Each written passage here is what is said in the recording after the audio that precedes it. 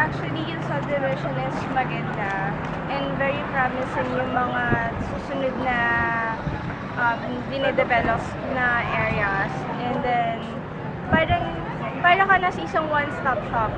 I mean, nandun na lahat. May church, may parang industrial zone or commercial zone. Tapos, andun na rin may school, may malapit na hospital, may police station, tsaka, ayan, nandiyan na lang.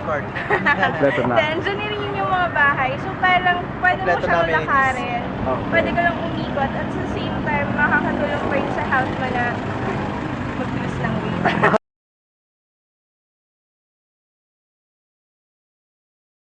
Siguro ang advice namin is, first thing dapat makita nila yung development. Then, they have to see to themselves na kung ano yung makikita nila in the future.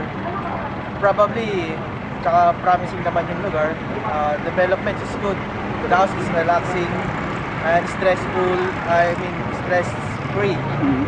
environment and communities as well as the site. Tsaka yung security, it's okay, very, very okay. Okay.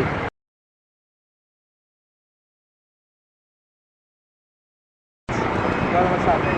Actually, kung ako yung pumipili I go for the Alexandra. Okay, bakit or po? Margaret. Kasi yun ang gusto ko sa Margaret is yung place ng kitchen sa baba. And then yung Master bedroom. yan. Then, Sa CR. yan. Then, tapos sa naman, Alexandra, gusto kasi yung malawak sa bahay. Okay. So, yung space ng Alexandra, it's really great.